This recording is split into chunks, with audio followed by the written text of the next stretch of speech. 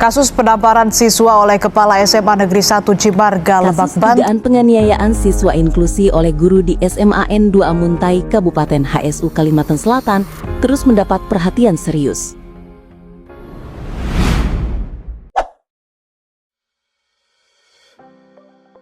Assalamualaikum warahmatullahi wabarakatuh.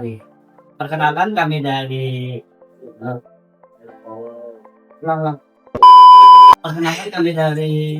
Prodi Pendidikan Guru Sekolah Dasar Fakultas Ilmu Pendidikan dan Keguruan Universitas Lambung Magelang. Kami dari kelompok 5, kami sebagai podcaster. Perkenalkan, nama saya Muhammad Asim Maulana dan saya Kesti Nurhaliza. Dan kali ini kami akan membahas tentang tema hak asasi manusia sebagai landasan multikultural, dan kami mengundang 3 narasumber. Boleh dipersilakan terlebih dahulu ini profilnya dari siapa nih? Dari Bapak Zain dulu. Terima kasih, nama saya Zain Ahmad Fauzi. Saya dosen di program studi pendidikan guru sekolah dasar. Saat ini juga masih jadi mahasiswa di program doktoral pendidikan IPS Universitas Magelang.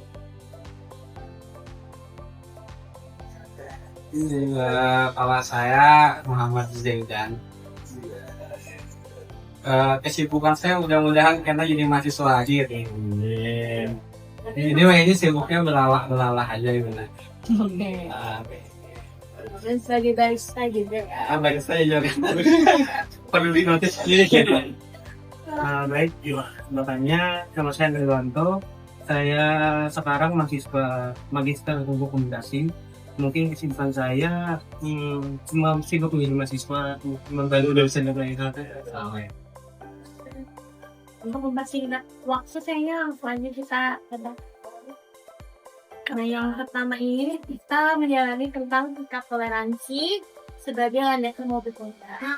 Pertama itu kami ingin mencari informasi menurut Kang Abah, bagaimana sih peran-peran nilai hak asasi manusia dalam membuat kita lebih bisa menghargai perbedaan di latar belakang lain, misalnya kalau Bapak ini kampus, dosen, atau mahasiswa dan mahasiswa, dan juga kemana mungkin. Awalnya dari Bapak dulu. Mungkin nanti masalah dengan teman-teman lebih paham ya. Saya akan memfokuskan masalah di kampus. Di kampus tentu mahasiswa kita juga beragam. Ada berbagai macam background mahasiswa datang ke kampus kita. Mulai dari kondisi ekonomi, kondisi tingkat religiusnya, kemudian berbeda keyakinannya. Dan sekarang juga kita di kampus yang kita mengangkat menuju kampus yang kategorinya world class. Artinya sudah kelasnya kelas internasional. Sehingga akan banyak konsep keberagaman yang muncul. Namun nilai keberagaman di sini kan sebenarnya tidak hanya sebatas budaya, tapi berbagai macam hal. Poinnya sebenarnya bagaimana cara kita menerima perbedaan. Poinnya kan di sana. Jadi nggak masalah mau agamanya, mau ekonominya, selama kita bisa menerima dan saling memahami, maka muncullah nilai pluralis dalam suatu kelompok. Nah, kalau mahasiswa, di kondisi mahasiswa mungkin angkatan-angkatannya kalian sudah mulai ada perkubu-kubuan. Itu juga hal sederhana. Tergantung tasnya, ini tasnya sekedar tas merek apa sih, kalau tas tapis kah, atau ini merek yang cuma nukar di Shopee kah, itu kan juga membedakan kelompok kadang. Yang sebenarnya kita harapkan mahasiswa itu lebih santai aja, chill aja ke semua teman-temannya. Kalaupun nanti memang ada perekonomian yang berbeda, harusnya tidak untuk tujuan membeda-bedakan kelompok atau membuat kelompok-kelompok tadi. Sebenarnya ketika kita membahas hak anak manusia, kita belum mau kacamata budaya, maka aku yang jelasnya aku mengerti tentang budaya. Nah, jadi hak masyarakat itu kadang hanya hukum aja. Kan selama ini kan budaya hukum. Jadi sebenarnya di masyarakat adat itu ada hak hukum. Bahkan ketika kita mengambil lahan gasan bubuhan yang untuk melakukan ritual dan lain-lain, itu sudah memakan hak bubuhannya. yang tadinya bubuhannya ada hak untuk berladang, untuk menjalankan berikut agama, ritual dan lain-lain, udah kita ambil di tambang misalnya, atau taman nasional misalnya, itu menghilangkan hak bubuhannya sebagai masyarakat adat. Apalagi dalam konteks masyarakat Mahatus, ritual-ritual itu sangat berkaitannya dengan dengan hutan, dengan ladang. Kalau kita mengambil hutan, ladang mereka sebagai untuk kepentingan segolongan aja, itu sudah jelas benar mengambil hak bubuhannya, hak kehidupan. Bukan hak kehidupan aja, hak bubuhannya untuk melakukan ritual terganggu. Kayak makanya bubuhannya kalau baru itu tuh harus berkaitan dengan padi, karena bubuhan Mahatus itu memiliki kepercayaan umat, berkaitan dengan kesemadan. Kalau mantan bubuhannya tidak, bubuhannya dilarang menyeluput misalnya, membakar lahan, kita sudah mengambil hak bubuhannya. Jadi kalau kita membahas hak asasi manusia secara kompleks, masyarakat adat tuh harus diperhatikan. Kita belum lagi berbicara pendidikan. Ya guru-gurunya banyak dari Danuapai, dari Banjar. Jadi 3 bulan bubuhannya ngajar, 3 bulan bubuhannya bulik, 3 bulannya mengajar tuh kosong. Ada yang libur, kesian kekanakan. Nah, kalau membahas hak pendidikan harus merata sampai ke masyarakat adat. Itu yang aku temui secara langsung gitu. Ada usah di atas lah, di Jambu Baru, di Marabahan tuh aja. Itu masih banyak banget hak pendidikan masyarakat adat tuh belum terpenuhi. Sungai Mentayang, di Kaladan, masih banyak yang ada terpenuhi. Padahal Parakan kota Kapuas dan lain-lain. Jadi harus merata aja hak asasi manusia dari masyarakat adat. Kita dari kacamata. Menurut saya sih yang seperti kita tahu, hak dari kata HAM itu sudah hak asasi manusia gitu. Banyak hak misalnya kayak hak punya pendidikan, hak memiliki pilihan untuk percaya dengan siapa, hak untuk hidup lebih baik dan lain-lain. Harusnya HAM sendiri itu menjadi landasan untuk bisa hidup pola multikultural itu lebih baik gitu. Kayak tidak diskriminasi, tidak merasa lebih apa atau lebih superior, atau sebaliknya budaya atau pola pikir atau pemikiran kita merasa seperti lebih rendah karena ada perbedaan itu. Harusnya HAM itu menjadi perlindungan. Masih berhubungan sama yang kalian sama. Kalau kakak-kakaknya lagi berbeda pendapat sama teman bilang soal budaya tadi, terus agama dan juga pandangan mengenai hubungan bidang sosial. Gimana cara kakak biar tetap bisa bersikap toleran tanpa harus ribut atau jadi konflik gitu? Ya kajian. Berarti kan kondisi teman ya, berarti kondisi saya sebagai mahasiswa. Kebetulan kan mahasiswa kami di kelas itu, kalau S3 itu kan karena banyak, jadi kami cuma 4 orang. Backgroundnya ini berbeda-beda, jadi ada background geografi, background sejarah, background PKN, dan background pendidikan dasar. Setiap pembahasan sebenarnya kami punya sudut pandang yang berbeda-beda. Jadi ketika diskusi ya, banyak pasti pembahasan-pembahasan yang ujung-ujungnya tuh harusnya bentrok. Nah di sini sebenarnya saya menekankan bahwa ketika kita itu punya kemampuan berpikir yang lebih baik, ini tidak mesti harus pendidikan formal ya. Tapi sebenarnya pendidikan formal itu mengatasnamakan bahwa kita sudah dapat jenjang pendidikannya. Artinya orang yang berilmu tuh jelas akan lebih bijaksana ketika menanggapi suatu masalah. Jadi backgroundnya di sana dulu. Dan tadi penekanannya bahwa tidak cuma pendidikan formal. Jadi hak pendidikan tadi dimanfaatkan dulu. Kita punya hak untuk mendapatkan pendidikan. Tidak cuma di dalam kelas, di luar kelas pun sebenarnya kita punya pendidikan. Nah ini yang tidak disadarkan oleh semua orang. Bahwa hak pendidikan itu ya harus pendidikan formal. Padahal ketika kita tidak berpendidikan formal mungkin punya kecerdasan yang lebih. Karena dia dapat hak belajar di luar sana. Nah ini yang harus kita pahami juga. Kemudian ketika kita menyoroti masalah-masalah yang muncul dalam pertemanan, tadi dengan adanya kemampuan berpikir yang lebih baik, kebijaksanaan yang lebih baik, itu yang akan menjadi jalan tengah ketika masalah itu berlanjut. Mungkin kalau dari tadi bagaimana cara mengatasi gesekan atau konflik itu kalau lagi ngobrol dan apa mendiskusikan sesuatu ya kita memberi batasan nih kayak objektifnya tujuan diskusinya kemana gitu, terus harus kita mengingatkan berpikir politik tidak bias gitu. Kadang kita sendiri tuh bias akan background kita kayak kata bapak tadi kan kuliah di PS, ada yang geografi dan lain hal. Seringkali diskusi tersebut tuh akan menimbulkan apa ya, secara pendapat yang dia akan latar belakang tersebut. Gitu. Mungkin di tongkrongan juga, di mahasiswa juga gitu. Di kayak berdasarkan budaya, berdasarkan pendidikan dan lain hal gitu. Jadi kayaknya harus ada pengingat sebenarnya diskusi ini bertujuan untuk sini, kontennya ke sini, objektifnya jelek. Jadi harus berpikir secara objektif tadi, tidak berpikir dalam satu sudut pandang dia. Dari dalam diskusi itu kan tujuannya kan menerima, tidak bisa memaksa, tidak bisa mengintervensi bahwa pendapatku yang paling benar. Gitu. Kalau ada ego seperti itu pasti ada gesekan. Jadi bagaimana cara mengikhlaskannya atau supaya tidak terjadi gesekan ya mengikuti rules tadi untuk kita lebih menerima, tidak merasa bahwa kayaknya emang harus pendapatku aja yang benar. Aku menceritakan sedikit pengalaman aku waktu aku di Paju Epak di Tamilayang di Dayak Manyan. Aku tuh agak takut sebenarnya kenapa orang Banjar serangan aja. Menurut saya Dayak Manyan yang notabene-nya Dayak Manyan Paju Epak tuh lebih keras dibandingkan Manyan di daerah air.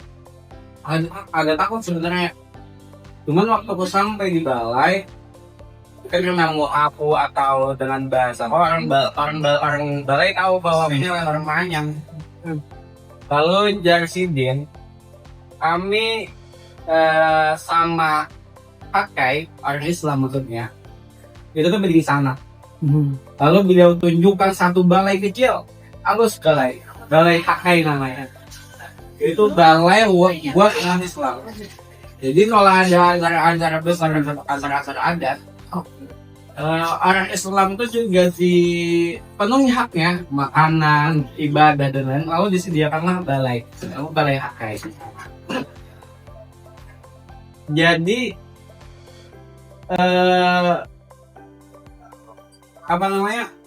memandang secara bukan memandang perbedaan itu berbeda lah. Cuman kita sama orang Kalimantan. Kita bahkan orang Manyan meyakini orang Banjar sama orang Manyan itu ting sana. Jadi tidak bedanya antara Manyan dan Banjar. Begitu juga kita ke Makasus misalnya. Walaupun kita berbeda secara keyakinan, mungkin ada beberapa budaya adat ritual yang berbeda sama kita. Sejujurnya kita sama. Orang Makasus meyakini bahwa kita itu adik kandung. Kalau di Bangkalan Dayak mereka mengatakan bahwa dulu datuk kita tuh berdua bini sana. Yang satunya datuk Ayuan, yang kedua itu datuk Intingan. Kalau kita kenal di banyak tuh datuk Bambang Baisuara. Nah, lalu kita berdiri sana. Jadi Khadijah beda antara kita tuh sama-sama di sana. Jadi kalau kita kembali ke nurani manusia, nurani adat kita kada bakalan mudah dibeda-bedakan. Kita kada bakalan mudah dipecah-pecahkan oleh beda keyakinan atau yang lain. Bahkan uniknya kalau di Manyang tuh ada abahnya keharingan misalnya, anaknya ada Katolik, ada Kristen, ada Protestan, ada Islam, dicampur. Dan sama-sama menjalankan adat dengan hikmat dengan kandidat perbedaan.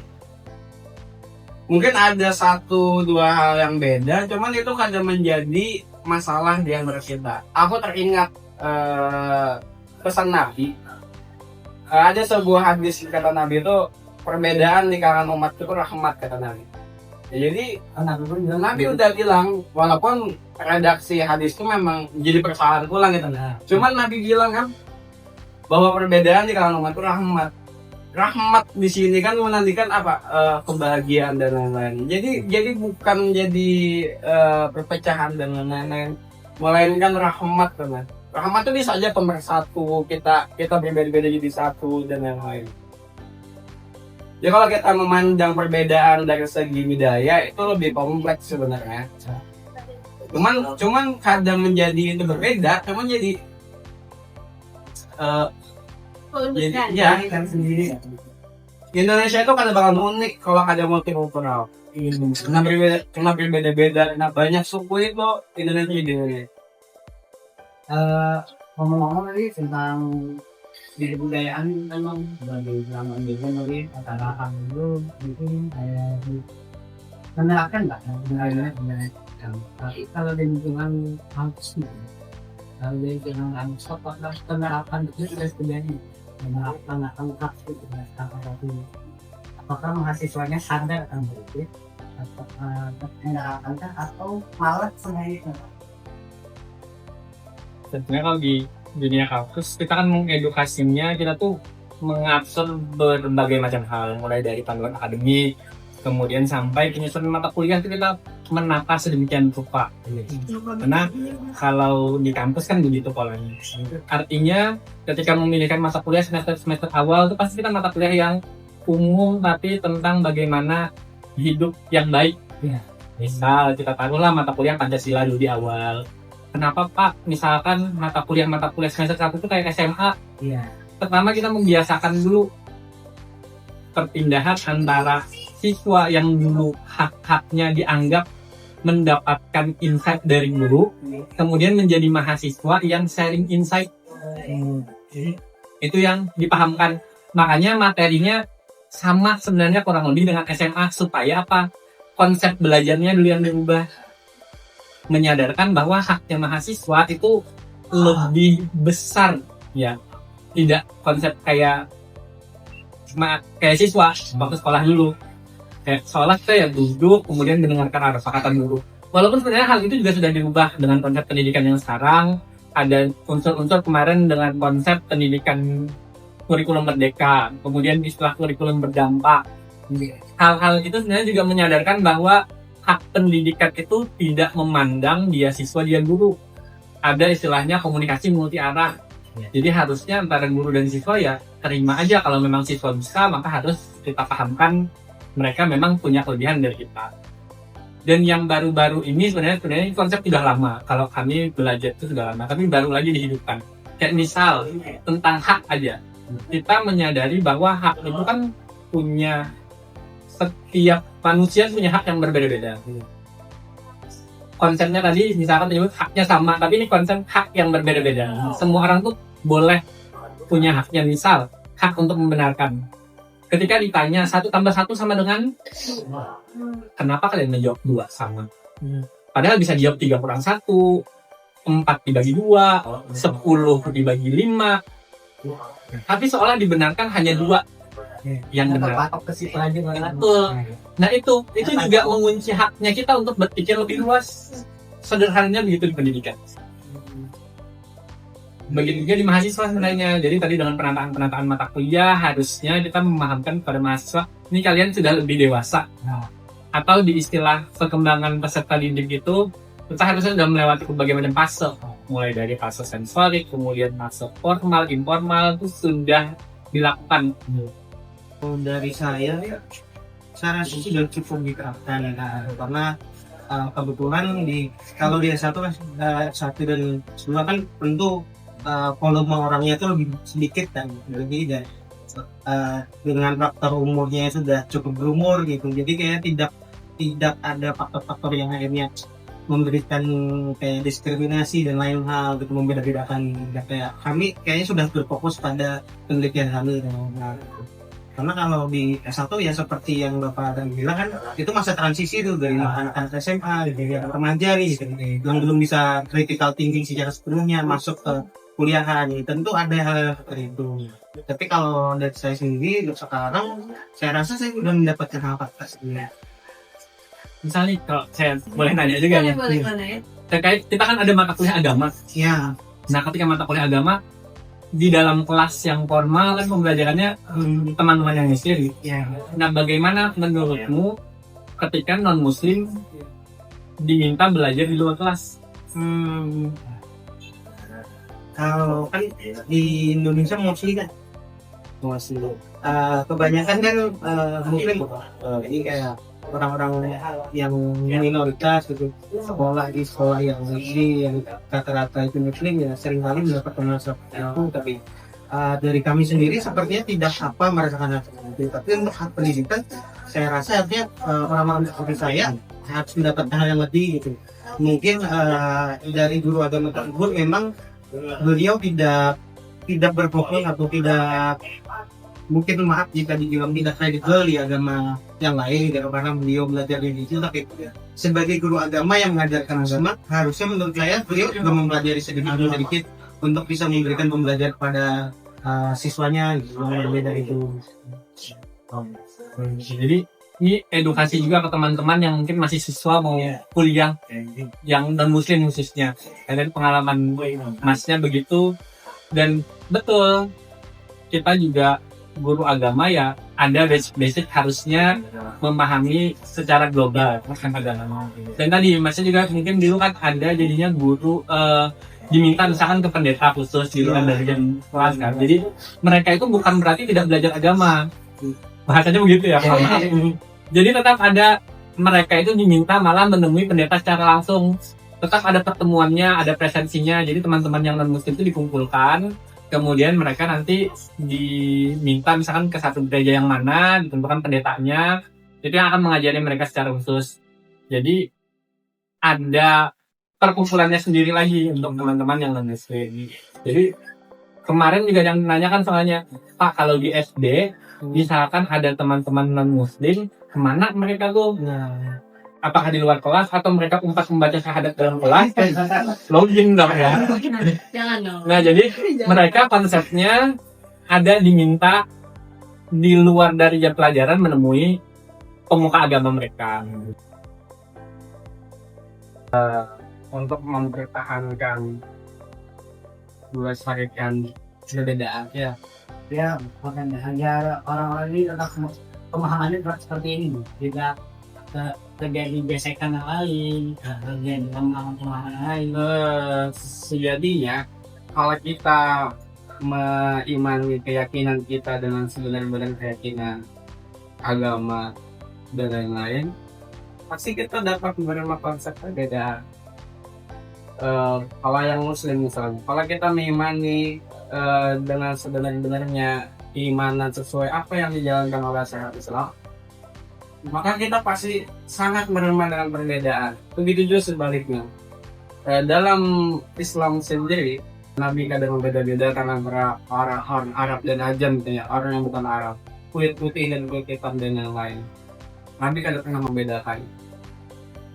Jadi kalau kita benar bujur menjalankan syariat kita kadang mungkin se-ekstremis yang orang bayangkan. Dalam kasus budaya, perbedaan itu akan lumrah. Kita Banjar sorangan aja berbeda-beda kan, Banjar Kuala, Banjar Tulu, Banjar Batangbani. Itu ya memiliki bahasa yang beda. Biasa aja. Dalam kasus Meratus, orang setiap balai-balai yang ada di Gunung Meratus itu beda-beda, ada di istiadatnya. Orang mahanya ada Paju Epat, Paju 10, Paju Tunggal, beda-beda. Tapi karena dia menjalankan sesuai dengan kepercayaannya dengan sungguh, kan ada jadi masalah perbedaan hal itu. Membangun negara Indonesia dimulai dengan diskusi yang beda, backgroundnya, latar belakangnya. Ada yang pan Islami, ada yang demokratis, ada yang fasisme, ada yang terlalu kiri misalnya. Kan jadilah Indonesia. Ya tadi perbedaan itu sebuah anugerah yang kita miliki. Karena backgroundnya pendidikan, dengan cara kalau kami sendiri otomatis kan ada tuntutan 3 unsur. Jadi ada istilahnya dharma perguruan tinggi yang wajib dijalankan oleh seorang dosen. Jadi kami wajib mengajar, kemudian kami mendidik dan mengabdi. Nah 3 unsur ini yang kami selalu sisipkan bagaimana cara mengedukasi di pendidikan, ya salah satunya kami menugaskan kalian misalkan tadi mewawancara orang-orang, kemudian mempublish jadi sosial media, karena tidak mungkin sesuatu itu bisa indah kalau tidak diketahui. Ya.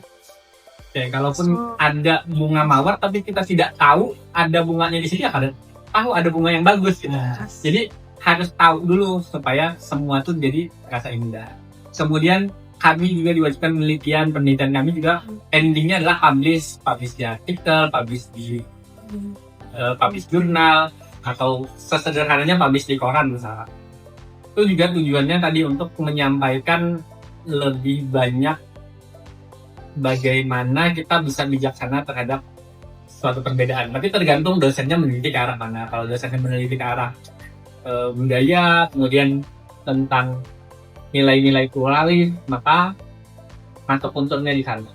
Semakin tumbuhnya ilmu pengetahuan, selalu tumbuh untuk kebijaksanaan. Kan itu. Jadi bisa mempertahankan adalah belajar lagi, karena manusia kayaknya didesain untuk terus belajar. Dan mungkin ada faktor lain yaitu untuk mengenal. Kan kata orang kan kalau nggak kenal kita nggak sayang. Jadi terkadang untuk tidak merasa asing dengan orang lain, dengan kita rasa berbeda dengan kita dalam hal apapun, kayaknya kita harus sedikit mengenal gitu loh. Karena kecenderungannya kita takut dengan hal yang kita tidak kenal gitu loh. Makanya itu sering terjadi di masyarakat kayak, iya loh, kan sering terjadi ini loh maksudnya. Oh iya lo muslim kayak, oh iya lo Kristen, jadi kayak takut ada gap untuk bisa dekat teman gitu. Jadi kayaknya mengenal untuk lebih mengenal satu sama lain itu bisa menjadi menjaga hak tadi pertahanan hak kita. Jadi kali itu mengenal yang benar dan juga berarti. Jadi dari diskusi yang tadi kayaknya sudah muat aja semua film kayak mulai deklarasi, rasial, sama rumah konflik.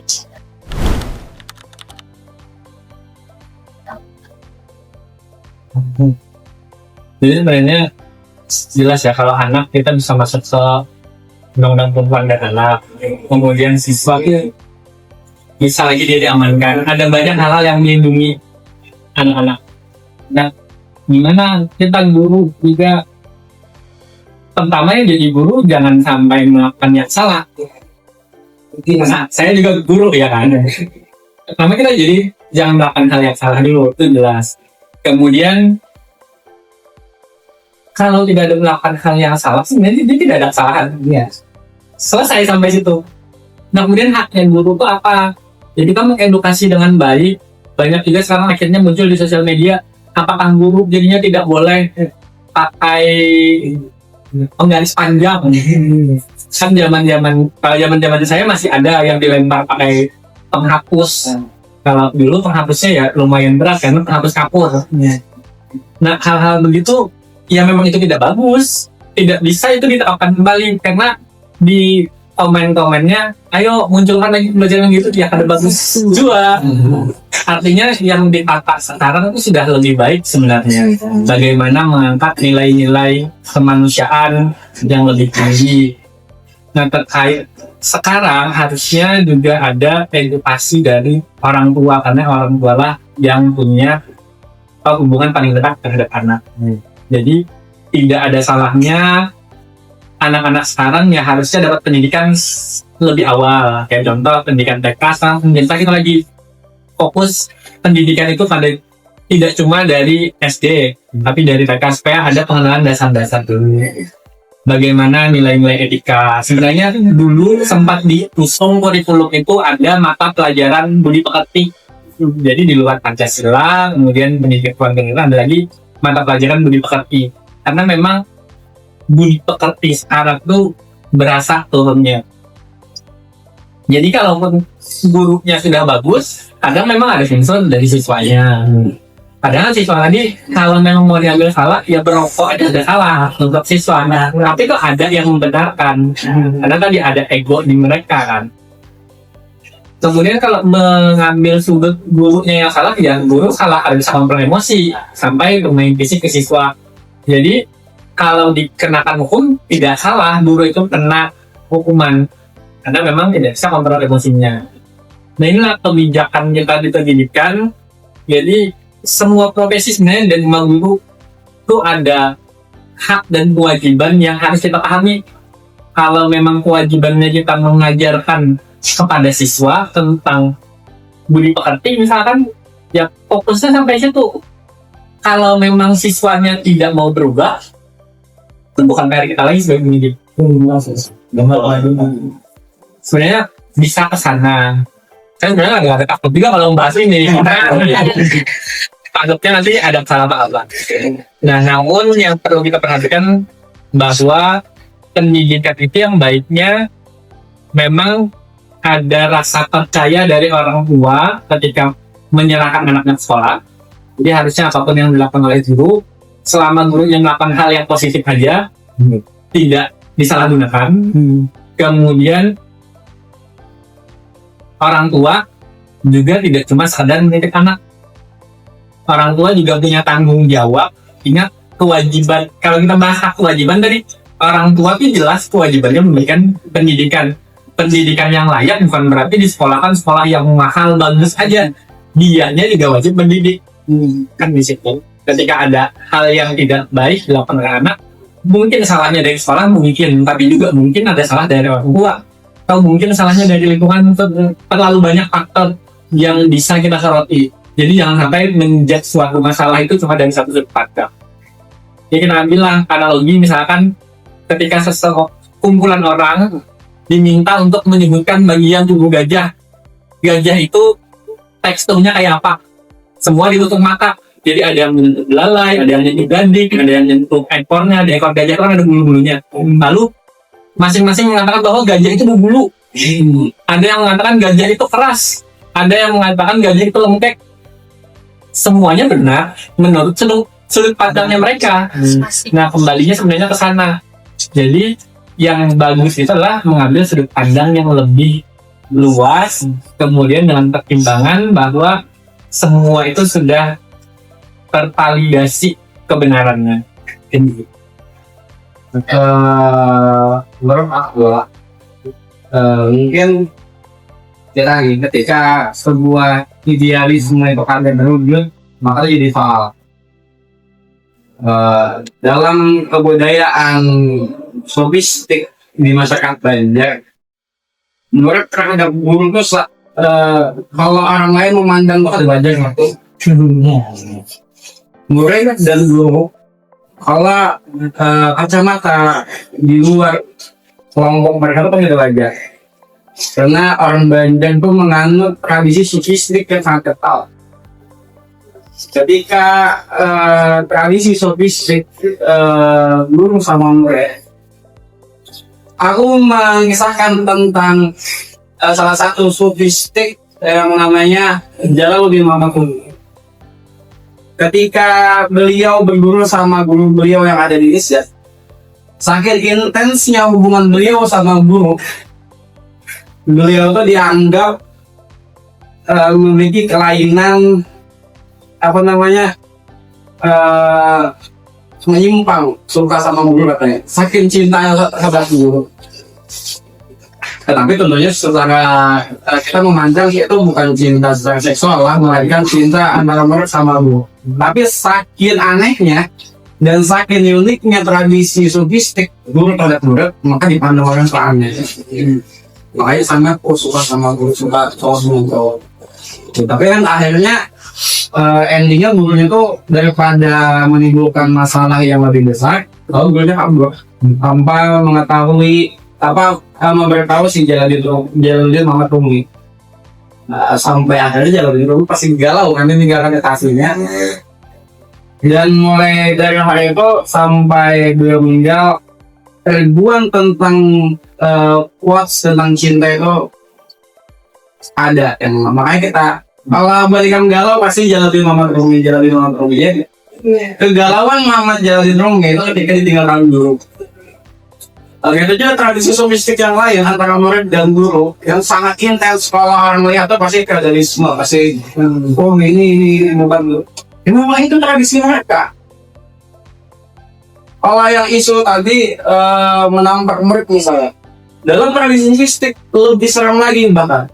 Bahkan kalau di era dinasti Fatimiyah yang assassin itu seorang guru itu kalau dia bilang kamu terjun ke jurang, dia terjun beneran muridnya. Aneh dan menyeramkan bahwa menurut kacamata luar.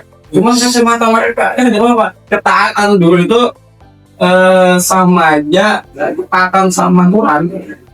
Tapi menurut pandangan tradisi sofistik. Jadi kalau kita memandang kasus hal yang tadi, guru menampar murid, kalau pandanganku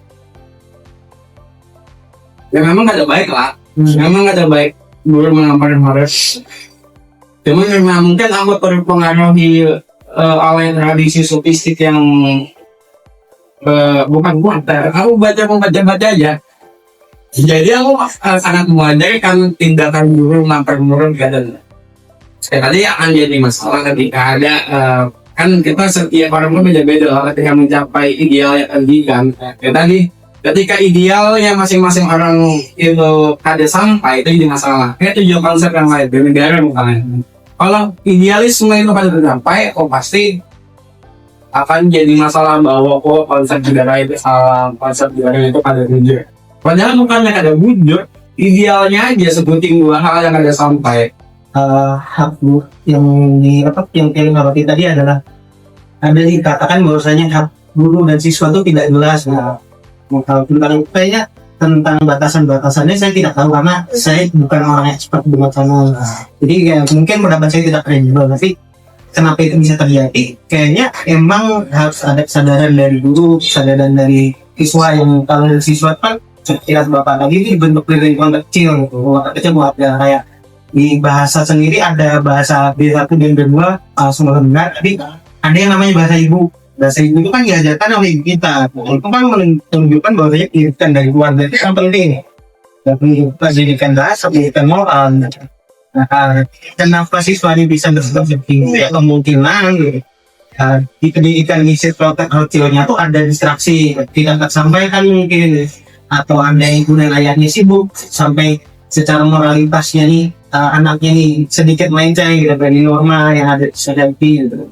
Dan kalau misalnya dari sudut pandang guru, saya paling mendengar tuh dulu itu kan saya tidak tempat mengalami SSI itu, kayak misalnya masih ngajar ribut dilempar ini, turun marah, ada yang ditampar, ada yang dijewel gitu. Itu kultur yang ada di dulu gitu, secara tidak langsung. Kalau diterapkan sekarang, kalau menurut saya ya tidak relevan lagi. Tapi ya itu tidak bisa disalahkan lagi gitu, karena emang guru dididik dari bentuknya seperti itu di zaman dulu.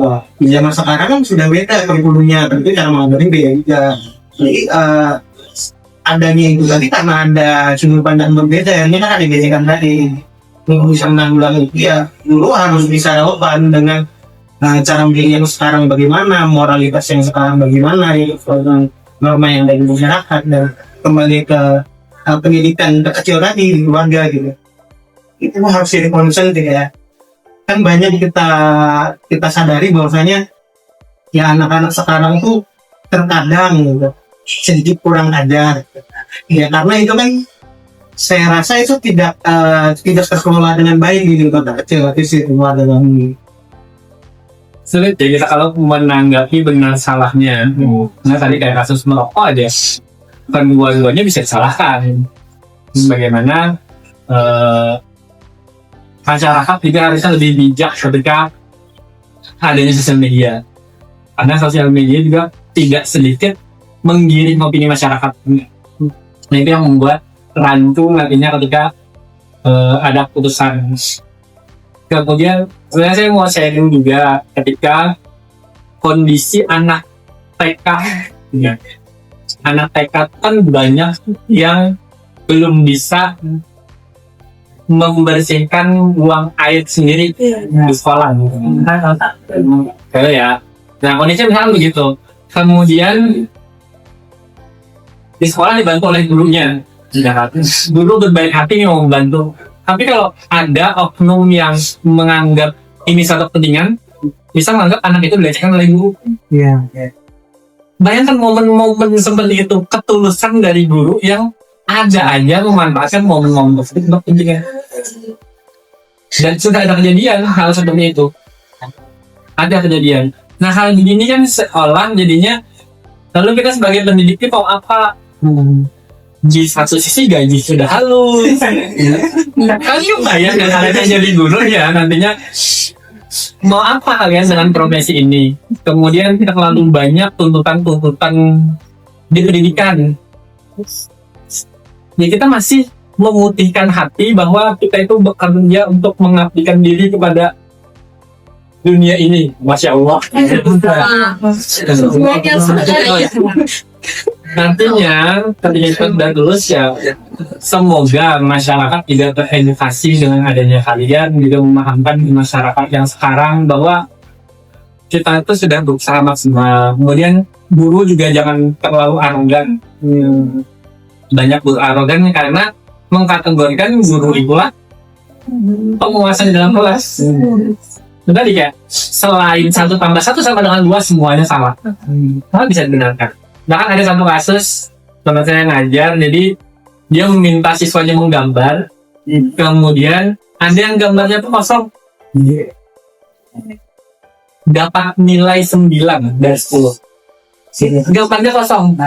Kenapa? Karena dia bisa mempresentasikan bahwa di dalam gambar itu ada gunung es, ada beruang kutub, yang semuanya warnanya putih. Tapi imajinasinya sampai ke sana. Nah itu juga diapresiasi. Jadi kita perlu mengkonfirmasi dulu kepada lawan bicaranya kita, atau misalkan di sini antara guru dan siswa, apa sebenarnya sudut pandangnya mereka. Jangan sampai nanti menganggap gajah semua badannya keras karena menyetai gading, atau menyebutkan gajah berbulu karena menyentuh ekornya. Coba kita konfirmasi sama-sama antara guru dan siswa, bangunlah rasa kekeluargaan, rasa nyaman, saling terbuka. Guru pun harusnya juga terbuka kalau memang sebenarnya ini tidak boleh ya. Jadi kalau guru itu harusnya profesional. Kalau memang kondisinya kalian lagi punya masalah di luar, kalau kalian yang generasi muda mungkin lagi pelayanan pacar. Iya. Mending kalian diam dulu di kelas, sampaikan aja ke siswa, ibu minta waktu. Mending begitu daripada kalian tidak terkontrol saat di kelas. Yang memang profesionalnya harusnya ketika masuk kelas, sedang mungkin di beberapa kelas saya pernah menampilkan video ketika masih di depan pintu, guru itu latihan muka, latihan mimik wajah supaya bisa senyum ke dalam kelas. Sampai segitunya supaya dia profesional ke dalam kelas. Nah kalau memang tidak sanggup, mending kita masuk sebentar, minta waktu ke siswa. Kayaknya lebih baik begitu ke kondisi yang sekarang ya, karena generasi yang angkatan 2000-an ke atas kan dianggap sebentar-sebentar mentalnya langsung ada hal-hal yang perlu dibetulkan. Tapi jangan terlena tadi, waktunya jangan terlalu lama, sesegeranya kita bisa memanage sendiri. Mungkin begitu sih arahnya, jadi tidak memandang semua itu harus dari baku. Sama tadi ketika membahas pendidikan, semua orang tuh punya konsep pendidikan yang masing-masing. Dia punya konsep ideal yang masing-masing. Tapi walaupun kita berbeda-beda idealnya, konsep ideal pendidikan, kita tidak boleh juga mewajarkan pelecehan. Kita kadang juga mewajarkan kekerasan. Senyelenehnya tradisi sofistik terhadap guru dan muridnya tidak pernah melecehkan muridnya, kan tidak pernah membuat hal yang mereka tidak suka. Karena ketika dia sudah menjadi guru dalam kacamata sofistik itu bullshit, dia sudah harus siap mengemban amanah dia sebagai pembimbing murabbi dari murabbi dunia akhirat. Ketika sudah berpegangan kepada hal itu, dia kadang mungkin lagi yang banyak dia lakukan hal-hal yang tidak kesukaan.